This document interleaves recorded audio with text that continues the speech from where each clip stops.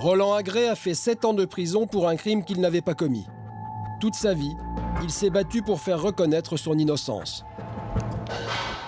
Je pensais qu'il était impossible de condamner quelqu'un pour un acte qu'il n'avait pas commis. Et je ne pensais pas qu'il puisse y avoir un seul innocent en prison. Philippe Bilger est l'avocat général de la Cour d'appel de Paris. Il a requis des peines de prison très lourdes dans les plus grands procès criminels. Accusateur public, c'est un terme d'ailleurs que je revendique, c'est un privilège. Ces deux hommes, qui n'ont rien en commun, ont décidé d'écrire ensemble un livre sur la justice, mais sans jamais se voir. Aujourd'hui, ils vont enfin se rencontrer pour la première fois. Cette rencontre est exceptionnelle entre deux hommes que tout oppose. Roland Agré est celui qui a subi l'injustice. Accusé d'avoir commandité un double meurtre, il est condamné en 1970 à 15 ans de prison. Mais il est innocent. Alors pour se faire entendre, il multiplie les actions spectaculaires. Il avale des manches de cuillère à plusieurs reprises et mène une grève de la faim pendant plus d'1 an. Après 7 années derrière les barreaux, il obtient la grâce présidentielle. J'ai été gracié, certes. Mais gracié, ça signifie pas innocenté. J'aurais préféré mourir plutôt que de porter une infamie. Pour être innocenté, il continue à mettre sa vie en danger en s'amputant de 2 doigts qu'il envoie au garde des Sceaux. J'ai engagé ma vie, c'est clair. Mon deuxième doigt, je l'ai coupé dans une chambre justement de cet hôtel. Je suis monté dans ma chambre, je suis redescendu, mon doigt dans le bocal, quoi, voilà. Je regrette rien. Les doigts qui me manquent, tout ça, c'est... Dans mon esprit, c'est la justice qui me les a tranchés, c'est pas moi, quoi. Rejugé en 1984, Roland Agré est enfin acquitté. Mais son combat n'est pas terminé. Il exige une indemnisation financière pour les années passées en prison. Pour obtenir gain de cause, il se tire une balle dans le pied. Cette justice contre laquelle Roland Agré s'est embattu, l'avocat général Bilger la représente depuis des années. Ce célèbre magistrat a demandé de lourdes peines de prison dans les grandes affaires criminelles comme le procès du préfet Papon, celui du tueur en série Émile Louis ou encore celui du gang des barbares. Il a aussi parfois demandé l'acquittement, comme dans le procès de la braqueuse fugitive Hélène Castel. L'avocat général, au nom de tous les citoyens, va donner son point de vue sur la culpabilité, le doute ou éventuellement l'innocence. Respecté ou décrié pour ses prises de position, Philippe Bilger est conscient qu'a priori tout le sépare de Roland Agré. Même si lui, évidemment, a bénéficié il y a très longtemps d'une révision et qu'aujourd'hui, il se bat à tort ou à raison pour réparer ce qu'il estimait d'autres erreurs judiciaires, je ne suis pas du tout du même côté de la barrière que Roland Agré. Quelques jours avant la sortie de leur livre commun, le condamné à tort et le magistrat se rencontrent enfin. Bonjour, monsieur Agré. Bonjour, madame. Mon épouse Marie-Jo. Voilà. Alors, je suis content de rencontrer celui qui a fait ce livre avec moi et réciproquement. Nous ne sommes pas d'accord sur l'ensemble, il y a des contradictions. Vous avez votre parole libre, moi Voilà. également, c'est parfait. Voilà. C'est ce qui en ressort. Réunis pour la promotion de leur livre, Philippe Bilger et Roland Agré prennent d'abord le temps de faire connaissance. Voilà. Pardon.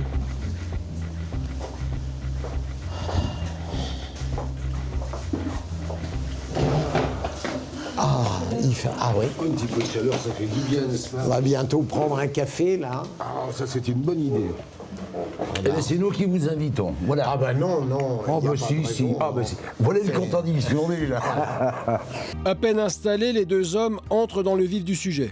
Moi, je suis du côté de celui qui a subi plein fouet l'erreur judiciaire. L'erreur judiciaire, c'est celui qui est condamné définitif, qui est jeté au trou et qui se retrouve à quémander sa révision de procédure. Je n'aimerais pas être le citoyen qui, par exemple, attend durant des années une décision d'un tribunal, voire des années un arrêt de cour d'appel. Ben oui.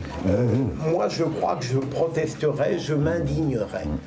J'ai toujours peur qu'à partir de drames que la justice a connus, dont elle est responsable, eh bien, on jette l'ensemble de la justice en quelque sorte avec l'eau du bain.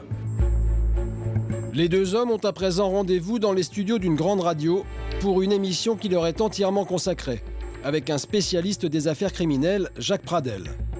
Pour lui aussi, c'est une rencontre exceptionnelle. Vous voulez dernière cigarette avant l'antenne. Monsieur Bilger ne fume pas. Non, je ne fume pas.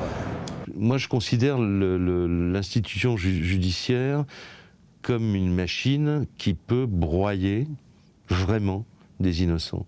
Et on est au mauvais endroit, au mauvais moment, avec les mauvais témoins qui ont la mauvaise mémoire, on peut se retrouver broyé par cette machine. Le duel va bientôt commencer. Café Crime. Jacques Pradel.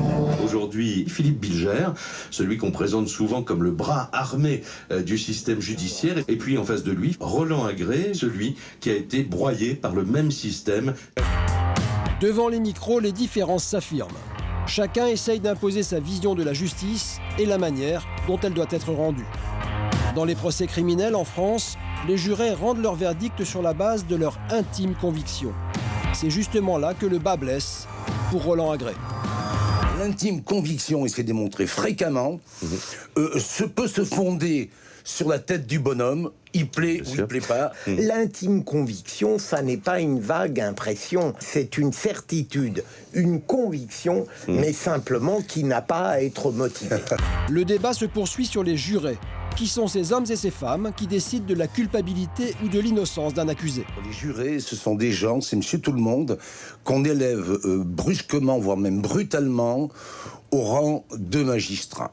En seul exemple, vous allez arrêter des gens dans la rue, leur dire, écoutez, il y a quelqu'un qui vient de voler 5 millions d'euros dans une banque. Ça s'est fait calmement, il est parti avec 5 millions d'euros. Tous les gens, 10 sur 10, vont dire, il a tué personne. Bon, vous prenez ces mêmes personnes, vous les mettez jurés, le gars va prendre perpète et 22 ans de sûreté dans la tête, ça c'est absolument certain. J'ai cru sentir dans ce qu'a dit Roland Agré une sorte de très légère condescendance, voire un petit peu de dénigrement du jury, alors que pour ma part, c'est une institution remarquable. Je ne regarde pas les jurés avec condescendance, bien au contraire. Je n'ai pas du tout rencontré les mêmes jurés que Roland Agré. Hein. Bon. Pas du tout. Alors, bon, enfin, c'est-à-dire qu'ils vous abordent pas du tout de la même façon qu'ils m'abordent moi aussi. on ne mettra pas d'accord de toute façon. Oui. Ouais. Merci Roland Agré, merci Philippe Bilger. Merci d'avoir engagé le débat ici dans Café Crime. L'émission est terminée, les deux hommes repartent chacun de leur côté, chacun sur leur position. Philippe Bilger se rend au palais de justice. Roland Agré, lui, continue le combat qu'il mène depuis 40 ans contre les erreurs judiciaires.